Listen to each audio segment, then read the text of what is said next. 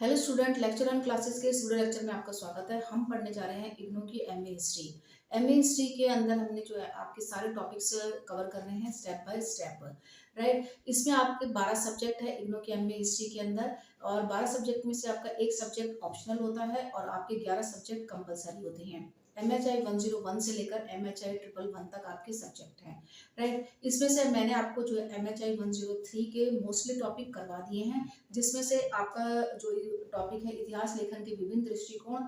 विभिन्न दृष्टिकोण के अंदर आपका प्रीवियस वीडियो लेक्चर में हमने पढ़ा था प्रत्यक्षवादी इतिहास लेखन और आपका उदारवादी इतिहास लेखन, साम्राज्यवादी इतिहास लेखन, जिसके अंदर हमने पढ़ा था कि इतिहास जब लिखते हैं तो इतिहास जिस तरीके से लिखा जाता है, जिस दृष्टिकोण से लिखा जाता है, उसी को ही इतिहास उसके नाम से बोला जाता है, राइट। जैसे कि आपका प्राच्यवादी इतिहास लेखन, प्राच्यवादी इतिहास लेखन के अंदर हमने पढ़ा था कि जिन लोगों ने भारत के इतिहास को अच्छा बताया है, जिन्होंने भारत के इतिहास की जो है जो उसको सराहना की है, वो प्राच्यवादी इतिहासकार है, राइट। और जिन्होंने भारत के इतिहास को पिछड़ा हुआ बताया है, उसे आप साम्राज्यवादी इतिहास लेखन कहते हैं, राइट। और उसके अंदर आपका जेम्स मिल सबसे पहले आ जाते हैं, राइट। उसके बाद आता है आपका राष्ट्रवादी इतिहास लेखन, जिन्होंने कि राष्ट्र के बारे में, राष्ट्र के किस तरीके से लोगों के दिल में राष्ट्र की भावना उत्पन्न हुई है, उसके बारे में हमने पढ़ा था। अब आ जाता है आपका कार्ल मार्क्स, मार्क्सवादी इतिहास लेखन। मार्क्सवादी इतिहास लेखन आपका एमए हिस्ट्री, यूजीसी नेट और यूपीएससी का सबसे इंपॉर्टेंट टॉपिक है, इसलिए इस वीडियो लेक्चर को ध्यान से देखिएगा और ध्यान से समझिएगा, क्योंकि कार्ल मार्क्स ऐसा टॉपिक है जिसके अंदर बहुत सारे टॉपिक आ जाते हैं, राइट। इसलिए आपको जो बेसिक जो कार्ल मार्क्स ने सिद्धांत दिया था उसके बारे में पता होना चाहिए। कार्ल मार्क्स एक जर्मन दार्शनिक थे, जिनका जन्म जो है जर्मन में हुआ था, और उनका जन्म जो है 1818 में हुआ था, जिस समय यूरोप में फ्रांसीसी क्रांति का दौर था। उस फ्रांसीसी क्रांति के दौर में उनका जन्म हुआ। जैसे जैसे वो बड़े होते गए, उन्होंने उस समय की सामाजिक स्थिति को बहुत अच्छे से देखा, उसे समझा, और उन्होंने फिर एक अपना सिद्धांत दिया था। उन्होंने सिद्धांत दिया, वर्ग संघर्ष का सिद्धांत दिया था। कार्ल मार्क्स ने वर्ग संघर्ष का सिद्धांत दिया, जिसके अंदर उन्होंने बताया कि किस तरीके से जो पूंजीपति लोग थे, यानी कि जो अभिजात वर्ग था, वो लोग सरभरा वर्ग, यानी कि जो पीजेंट वर्ग थे, पीजेंट फार्मर्स थे, यानी कि गरीब लोग जो थे, उनके ऊपर काफी अत्याचार कर रहे थे। तो उन्होंने कहा कि इतिहास जिसने भी लिखा है, उन्होंने राजा महाराजाओं के बारे में लिखा है, उनकी पीढ़ी दर पीढ़ी के बारे में लिखा है, उनके वंशजों के बारे में लिखा है, बट इस समाज की आर्थिक स्थिति के बारे में या इस आर्थिक स्थिति से कैसे उभरा जा सकता है, उसके बारे में किसी ने भी नहीं लिखा है। तो यही सिद्धांत कार्ल मार्क्स ने दिया था, जिसको कार्ल मार्क्स का सिद्धांत कहा जाता है। उन्होंने कहा था कि वर्ग संघर्ष, यानी कि जो अभिजात वर्ग है, यानी कि जो पूंजीपति लोग हैं, वो जब उत्पादन की पद्धति को बढ़ाएंगे, यानी कि जब अपने रोजगार का बहुत ज्यादा वहां पर कमाने के लिए वो संसाधनों का दोहन करेंगे, और संसाधनों का दोहन करेंगे तो जो मजदूर वर्ग है, जो सरबराह लोग हैं, उनका क्या होगा, शोषण होगा। और जब उनका अत्यधिक शोषण होगा तो फाइनली वो क्या करेंगे, विद्रोह करेंगे, और वही विद्रोह फ्रेंच रेवोल्यूशन के अंदर आया था। जब वो विद्रोह करेंगे, विद्रोह करने के बाद जब लोग कुछ समय बाद आपका जो समाज में जो है समाजवादी आपका जो है समाज जो है वो एक साम्यवादी बन जाएगा। साम्यवादी यानी कि समाज में सभी वर्ग बराबर स्थिति में होंगे। इसलिए वहां पर जो आपने पढ़ा होगा मेरे प्रीवियस वीडियो लेक्चर में, कि वहां पर जो पीजेंट थे उनको भी उसके अंदर जो पार्लियामेंट है उसके अंदर भी सीट मिल गई। तो कार्ल मार्क्स ने इस तरीके का सिद्धांत दिया था। तो इसी चीज को अलग अलग दृष्टिकोण से, यानी कि भारत में कार्ल मार्क्स का इतिहास लेखन कैसा था, और पश्चिमी इतिहास पश्चिम में कार्ल मार्क्स वाले इतिहासकार कौन थे, और रूढ़िवादी कार्ल मार्क्स इतिहास क्या था, और आपका जो अभी MHI जून के क्वेश्चन आया है एक, आई थिंक MHI 103 जून 2025 में आपका एक क्वेश्चन आया है कि इतिहास पर शास्त्रीय मार्क्सवादी सोच, राइट। इतिहास पर शास्त्रीय मार्क्सवादी सोच पर विस्तार से चर्चा कीजिए। अब शास्त्रीय मार्क्सवाद क्या है, पश्चिमी मार्क्सवाद क्या है, रूढ़िवादी मार्क्सवाद क्या है, भारतीय मार्क्सवाद क्या है, भारतीय मार्क्सवाद इतिहास लेखन में डीडी कोसांबी की क्या भूमिका है, राइट। क्योंकि डीडी कोसांबी ने भी आपके कार्ल मार्क्स के बारे में लिखा था, और भारत की जो सामंतवादी जो प्रथा उस समय चल रही थी उसके बारे में भी लिखा। क्योंकि सामंतवादी क्या है, किसानों का शोषण हो रहा था। सामंत जो थे, जमींदार जो थे, जागीरदार थे, वो किसानों का शोषण कर रहे थे। तो यही चीज कार्ल मार्क्स ने भी बताई है अपने तरीके से, और डीडी गोस्वामी ने बताई है अपने तरीके से। और पश्चिमी इतिहासकारों ने क्या लिखा है, भारतीय इतिहासकारों ने क्या लिखा है, रूढ़िवादी इतिहासकारों ने क्या लिखा है, तो मार्क्सवाद, लेनिनवाद क्या है, ये सारे इसमें बहुत सारे टॉपिक है जिसको हम डिटेल से पढ़ते हैं। आइए मैं आपको इसकी पीडीएफ फॉर्म में आपको इसका आंसर डिस्क्राइब करती हूँ। राइट,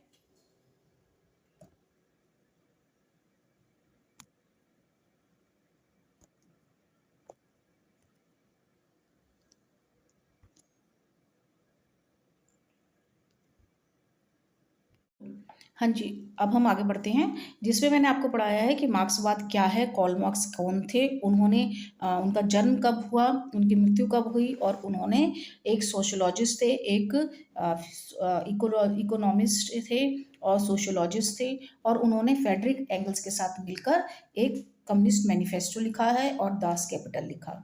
राइट, इसमें आपका डेट देख रहे हो कि उनकी मृत्यु के बाद है, यानी कि उनकी मृत्यु के बाद भी इनका ये जो बुक है वो आई है, और उस बुक ने जो है समाज में राष्ट्रवाद की स्थापना की। राइट, तो इन्होंने वर्ग संघर्ष का सिद्धांत दिया कार्ल मार्क्स ने। राइट, उन्होंने क्या कहा था कि कार्ल मार्क्स ने कहा था कि अभिजात जो पूंजीपति वर्ग है वो उत्पादन के साधनों का नियंत्रण करता है, और मजदूर वर्ग जो श्रम बेचता है उनके बीच लगातार संघर्ष चलता रहता है। आप इसका स्क्रीनशॉट भी ले सकते हैं। राइट, मैं आपको जो ये पूरा आंसर जो है आपको पीडीएफ फॉर्म में यहाँ पर प्रोवाइड करवा रही हूँ, और टेलीग्राम चैनल में भी आपको मेरा ये पीडीएफ मिल जाएगा। राइट, फिर उन्होंने क्या किया कि वे एक क्रांतिकारी और समाजवादी थे, और जिन्होंने पूंजीवाद को समाप्त करके दुनिया भर के मजदूर वर्ग को एकजुट करने का आह्वान किया। ये कार्ल मार्क्स का सिद्धांत था, उनकी सोच थी कि पूंजीपति वर्ग जो है समाप्त होना चाहिए, ताकि समाज जो है एक समाज के अंदर जो एक समाजवाद की स्थापना हो। समाजवाद का मतलब क्या होता है? राइट, ये बहुत इंपॉर्टेंट टॉपिक है कि समाजवाद होता क्या है। समाजवाद का मतलब होता है कि उत्पादन के साधनों जैसे कि भूमि है, कारखाने हैं, ये सब साझा सार्वजनिक स्वामित्व की बजाय इसके वे निजी व्यक्ति के हाथ में हो, बजाय इसके कि वे निजी व्यक्ति के हाथ में हो, यानी कि सार्वजनिक स्वामित्व होना चाहिए, यानी कि सबका स्वामित्व होना चाहिए। जैसे कि सपोज एक सरकार ने बहुत बड़ा गार्डन बना लिया तो उसमें कह दिया कि भाई अभिजात वर्ग ही आ सकता है, ये उन्हीं के हाथ में है। नहीं, सभी लोग उस गार्डन में आ सकेंगे, मजदूर वर्ग के, किसान वर्ग भी और एरिस्टोक्रेसी भी। राइट, तो इस तरीके का समाजवाद होता है। तो समाजवाद में समाज में आर्थिक और सामाजिक समानता लाना। समाजवाद निजी संपत्ति के अधिकारों का विरोध करता है, क्योंकि इसका मानना है कि धन और संसाधनों पर व्यक्तिगत नियंत्रण शोषण हो सकता है। अगर धन और संसाधनों पर, यानी कि संसाधन यानी कि बिजली जैसे बनाने का काम है, तो बिजली जो प्रोवाइड करी जा रही है तो उस संसाधन पर सिर्फ सरकार का ही, मतलब जो निजी लोग हैं उनका ही अधिकार होगा, तो वो तो भाई इतनी बिजली कर देंगे, आपको जो है उसका 10 रुपए की जगह 100 रुपए आपसे बिजली बनाने का लेंगे। राइट, तो ऐसा तो नहीं हो सकता। अब जब सरकार निजी स्वामित्व हटाकर गवर्नमेंट के हाथ में वो प्लांट जाएगा, तो गवर्नमेंट जो है वो सही रेट पर आपको बिजली प्रोवाइड करेगी। क्योंकि अगर पूंजीपति के हाथ में ये संसाधन चला गया, जो डैम है वो पूंजीपति के पास चला गया, तो वो तो इसको अपने तरीके से जो यूज़ कर रहा है, और अपने उससे जो भी मजदूर उसके अंदर काम कर रहे हैं तो वो अपने तरीके से उसको जो वेतन देगा, वेजेस देगा, और उसको अपने तरीके से उसका जो कहते हैं कि उसको फैसिलिटी सर्विस नहीं देगा। तो इसलिए समाज में व्यक्तिगत अगर अधिकार होगा इन संसाधनों पर, तो शोषण उत्पन्न होगा। तो इस व्यवस्था में राज्य अर्थव्यवस्था को नियंत्रण करता है, धन का उत्पादन और वितरण राज्य के नियंत्रण में होता है। राइट, ये है आपका समाजवाद। उसके बाद आ जाता है आपका असल में क्वेश्चन जो था कि शास्त्रीय मार्क्सवाद क्या है। शास्त्रीय मार्क्सवाद होता है कि जिसमें कि जो पूंजीवाद के तहत जो श्रम का शोषण किया जाता है, धन का असमान वितरण का ग्रहण विश्लेषण करता है, तो उससे क्या होता है कि वर्ग संघर्ष होगा और एक वर्ग विहीन और राज्य विहीन साम्यवाद का निर्माण किया जाएगा। तो ये एक तरह का उन्होंने जो है उस चीज़ को जो उन्होंने सोचा था उसको उन्होंने प्रोजेक्ट कर दिया है। उसको बोलते हैं शास्त्रीय मार्क्सवाद। शास्त्रीय मार्क्सवाद मुख्य रूप से मार्क्स और एंगल्स के कार्यों को प्रतिपादित आर्थिक यानी कि प्रोजेक्ट इकोनॉमिक और दार्शनिक और समाजशास्त्री सिद्धांतों का एक समूह है। जो रूढ़िवादी मार्क्सवाद, मार्क्सवाद लेनिन, साम्यवादी, इन सब के विपरीत है, जो उनकी मृत्यु के बाद उभरा। जब कार्ल मार्क्स की मृत्यु हो गई, उसके बाद ये चीज उभरी कि यह सिद्धांत की पूंजीवाद के तहत होने वाले श्रम के शोषण और धन के असमान वितरण का गहन विश्लेषण करता है। और मार्क्सवाद के अनुसार जब पूंजीपति शोषण से श्रमिक वर्ग विद्रोह करेगा, तो जो आपका समाज बनेगा वो एक वर्ग विहीन समाज का निर्माण होगा। यानी कि एक समाज जो है वो एक क्लासिकल युग में चला जाएगा। मतलब कि हर चीज एकदम इक्वल होएगी, किसी के मतभेद नहीं होगा, सब कुछ सामान्य ढंग से होगा, अच्छे ढंग से वितरित होगा, संसाधनों का वितरण अच्छे से होगा। हर लोग जो है वहाँ पर ऐसा नहीं है कि एक भूख से मर रहे हैं और एक जो है करोड़पति भूख से बहुत ज़्यादा उसके पास खाना है और एक परिवार है जो भूख से मर रहा है। तो इस तरीके का समाज नहीं होगा। तो इसको बोलते हैं कि समाज में जो क्लासिकल आएगा एक, उसको बोलते हैं शास्त्रीय मार्क्सवाद। शास्त्रीय मार्क्सवाद पूंजीपति वर्ग यानी कि शासक वर्ग और सरबराह वर्ग श्रमिक वर्ग के बीच के संघर्ष को समाज की गतिशीलता के मूल में रखता है। राइट। फिर उसके बाद आ जाता है आपका रूढ़िवादी मार्क्सवाद। रूढ़िवादी मार्क्सवाद क्या होता है? रूढ़िवादी मार्क्सवाद का मतलब होता है कि जब दोनों के बीच संघर्ष होगा, जब दोनों आपस में लड़ेंगे, तो जो कॉन्फ्लिक्ट्स होएगा, मतभेद होएगा, ठीक है, वो जो उसके कारण जो जैसे कि सपोज कि एक फैक्ट्री है, उसके अंदर 10 श्रमिक काम करते हैं। राइट। अब उसके बाद जब आप उसमें कोई मशीन लगा दोगे, तो वो मशीन क्या करेगी कि 10 की जगह 2 मजदूर से काम करेगी।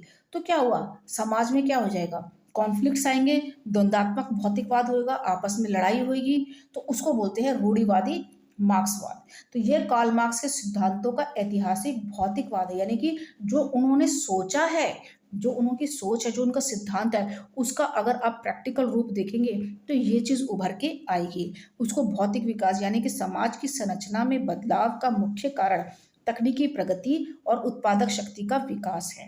राइट। तो समाज में जो बदलाव आएगी, जो संरचना चेंज होएगी, वो तकनीकी अगर प्रगति होएगी, उसके कारण जैसे अभी मैंने आपको बताया कि 10 श्रमिक की जगह दो दो श्रमिक काम करेंगे मशीन के थ्रू, तो उसमें समाज में क्या हो जाएगा, आपस में भौतिक द्वंद्वात्मक होगा।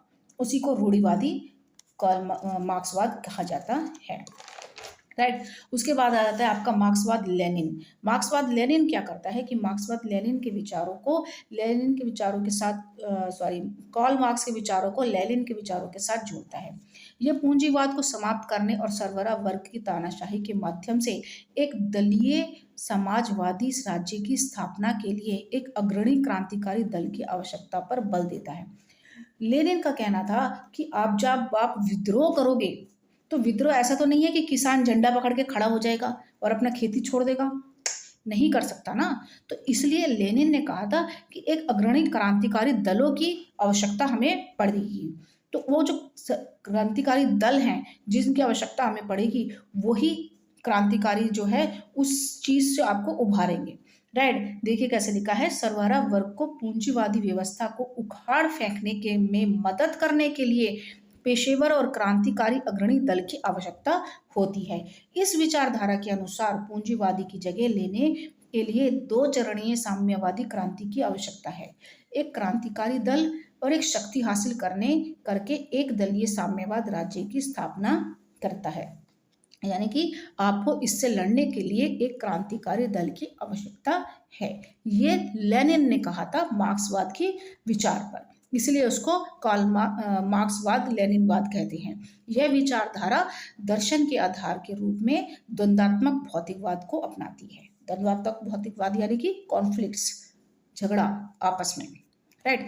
उसके बाद आ जाता है हमारा कि पश्चिमी मार्क्सवाद क्या है।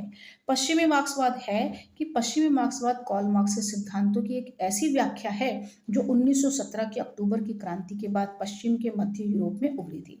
मैंने आपको बताया कि उस समय आपका यूरोप में क्या चल रही थी, फ्रांसीसी क्रांति चल रही थी। राइट। फ्रांसीसी क्रांति चल रही थी 1950 तक आपकी सॉरी 1850 तक फ्रांसीसी क्रांति खत्म हो गई थी। उसके बाद आपका प्रथम विश्व युद्ध हुआ था 1914 से लेकर 1917 तक, राइट। तो उस समय जो रूसी क्रांति उस समय चल रही थी, तो ये रूढ़िवादी मार्क्सवाद और लेनिनवादी से अलग है, पश्चिमी। तो उस समय लोगों ने क्या सोचा, वहाँ के लोगों ने, मतलब मार्क्सवाद का मतलब आर्थिक स्थिति, समाज की स्थिति के बारे में आपको इतिहास लिखना है, राइट। तो उस समय के जो इतिहासकार हैं, उन्होंने जो सांस्कृतिक और ऐतिहासिक विकास में मानवता व्यक्तिपरक पहलुओं की जांच करने के लिए हेंगल्स के गैर मार्क्सवादी दृष्टिकोण को भी शामिल किया। तो उस समय जो जो समाज की स्थिति थी, जो वहाँ की दार्शनिक थी, जो वहाँ की संस्कृति थी, वहाँ के दार्शनिकों ने, यानी कि वहाँ के इतिहासकारों ने उसे उभारा। उसे ही पश्चिमी इतिहासकार कहते हैं। पश्चिमी इतिहासकार में जो आपके पश्चिमी मार्क्स के विचारों को नए सांस्कृतिक, दार्शनिक और राजनीतिक संदर्भों में फिर से परिभाषित किया है। पारंपरिक आर्थिक विश्लेषण से परे जाकर मानव अनुभव और समाज के गहरे पहलुओं पर जोर दिया है, राइट। मैंने कहा है ना कि आपके पश्चिमी मार्क्सवाद, यानी कि जब आपका प्रथम विश्व युद्ध चल रहा था, उस समय पश्चिम में इतिहास लेखन इतना ज़्यादा हो नहीं रहा था, लेकिन वहाँ की जो संस्कृति है, उस समय जो समाज के पहलू है, उस समय जो दृष्टिकोण है, उस समय जो लिखा गया है मार्क्सवाद के अकॉर्डिंग, तो उस समय उस इतिहास को पश्चिमी मार्क्सवाद कहते हैं। उसमें आप इसका स्क्रीनशॉट ले सकते हैं, ठीक है, ये लीजिए, राइट। उसके बाद आपका जो पश्चिमी इतिहासकार मुख्य रूप से है जॉर्ज लेफ्रेब्स 1874 से 1959 तक। मार्क्सवादी सामाजिक इतिहास के विकास में फ्रांसीसी इतिहासकार जॉर्ज फैब्रिक अत्यंत महत्वपूर्ण थे। फ्रांसीसी क्रांति पर किए गए काम के लिए उन्हें सबसे ज़्यादा जाना जाता है, क्योंकि उनकी पुस्तक the coming of French revolution ने उन विचारों को सामान्य विश्लेषण प्रस्तुत किया, जिससे दलील की गई कि क्रांति एक बुजुर्गा वर्ग, यानी कि एक मध्यम वर्ग है, और क्योंकि फ्रांस का अभिजात वर्ग 87-88 में सुधारों का विरोध कर रहा था, यानी कि जो एरिस्टोक्रेसी है वो उस समय जो सुधार हो रहे थे वो उसका विरोध कर रहा था, क्योंकि पूंजीपति वर्ग जो थे वो तो विद्रोह करेंगे ही ना, जब वो कहेंगे कि तुम हमारे जो कहते हैं कि जैसे कि जो उनके ऊपर उनका निजी स्वामित्व था वो हटाकर सार्वजनिक स्वामित्व कर देंगे, तो वो तो ऑब्जेक्शन करेंगे ही। तो वही चीज़ है। मैरिस डॉब, आपको इनके नाम जरूर याद करने पड़ेंगे, ठीक है। मैरिस डॉब का ने यह आर्थिक इतिहासकार थे, उन्होंने आर्थिक इतिहास को अर्थशास्त्र से परे बताया। जॉर्ज रूड, इन्होंने दलीय दी कि क्रांतिकारी दंगों में जिन आम लोगों ने भाग लिया उन्हें विवेकहीन भीड़ न कहकर विचारशील लोगों के रूप में देखा जाना चाहिए, उन जिनके दिमाग में कुछ खास उद्देश्य होता है। तो देखो, जो ये जो नाम है इतिहासकारों के, तो इन्होंने जो जो लाइन बोली है ये तो आपको रटनी पड़ेगी। रॉडनी हिंटन ने कहा था कि अपनी पुस्तक हिंटन में जोर देकर कहा कि सामंती समाज वर्गीय आधार पर परिभाषित किया जाना चाहिए और एक ऐसे समाज के रूप में जो सामंती और अनेक अधीनस्थ रह रहे किसानों से मिलकर बना है, राइट। यहाँ तक आपने कर लिया। उसके बाद आ जाता है हमारा भारतीय मार्क्सवाद, राइट। भारतीय मार्क्सवाद क्या होता है? भारतीय मार्क्सवाद होता है कि जो भारत के इतिहासकार हैं उन्होंने इस सिद्धांत को किस तरीके से अपनाया। भारतीय मार्क्सवाद यानी कि मार्क्सवादी सिद्धांतों का अनुप्रयोग है, जिसमें समाज के वर्ग विभाजन और वर्ग संघर्ष के सिद्धांतों का उपयोग किया जाता है, जिसके माध्यम से समाज की स्थापना हुई और पूंजीवाद के अंत करने का लक्ष्य रखा जाता है। तो भारत में मैंने कहा ना कि वही चीज़ जो यूरोप में हो रही थी वही भारत में भी हो रही थी, तो उन्होंने भी पूंजीवाद का विद्रोह किया। तो ये भारत के राष्ट्र निर्माण में एक प्रमुख राजनीतिक और वैचारिक शक्ति रहा है, खासतौर 1920 के दशक से लेकर आज तक, राइट।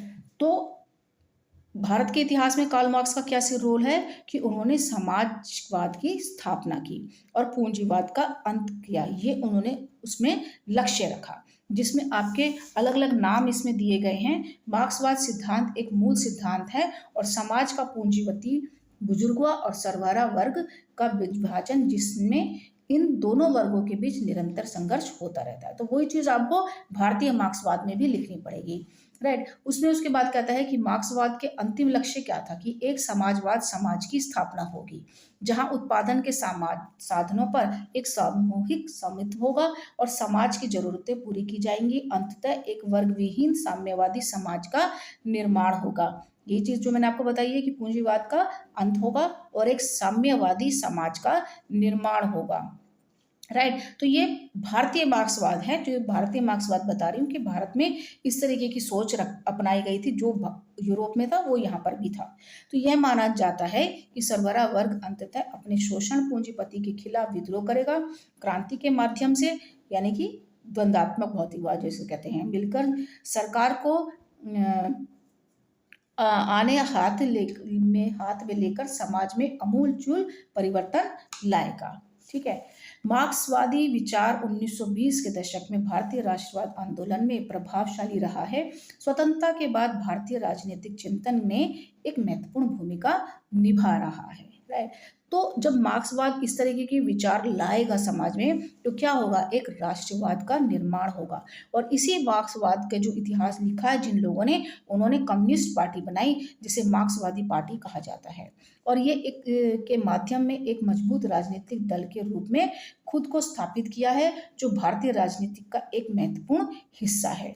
भारतीय मार्क्सवाद इतिहासकार में जो आपका नाम आ जाता है, डीडी कोशाम्बी, बिपिन चंद्र, रोमिला थापर, सुमित सरकार, इरफान हबीब और ये आपका है रामशरण शर्मा, इन सब ने जो है भारत के इतिहास जो लिखा है अर्थशास्त्र का, तो वो आपको बताती हूँ कि मार्क्सवाद का क्या लिखा है। रामशरण शर्मा जो हैं, ये मार्क्सवादी इतिहास लेखन के सबसे वरिष्ठ विद्वानों में से एक हैं। उन्होंने गुप्त वंश से लेकर मुगलों तक फैले सामंत के दौर को स्वीकार करने के कारण बताए हैं। राइट। आप इसका स्क्रीनशॉट भी ले सकते हैं। उसके बाद रोमिला थापड़, इरफान हबीब, इन इतिहासकारों ने वर्ग संघर्ष के संबंध और आर्थिक कारकों पर जोर देते हुए भारतीय इतिहास का विश्लेषण किया है। डीडी कोशाम्बी ने भारतीय इतिहास लेखन की नींव रखी और सामाजिक विकास के सिद्धांत को लागू किया। राइट। उसके बाद आपका आ जाता है कि भारत में कार्ल मार्क्स के इतिहास लेखन में डीडी कोशाम्बी की क्या भूमिका थी। नेक्स्ट वीडियो में हम इसको डिटेल में पढ़ेंगे। आई थिंक आपने इसका स्क्रीनशॉट ले लिया होगा कि भारतीय मार्क्सवाद क्या है। एक बार मैं फिर से आपको दिखा देती हूँ उसका स्क्रीनशॉट लेके। राइट। तो भारतीय मार्क्सवाद के बाद हम पढ़ेंगे कि डीडी कोशाम्बी का भारतीय मार्क्सवाद के इतिहास में क्या योगदान रहा है। नेक्स्ट वीडियो लेक्चर में हम पढ़ेंगे। तब तक के लिए नमस्कार।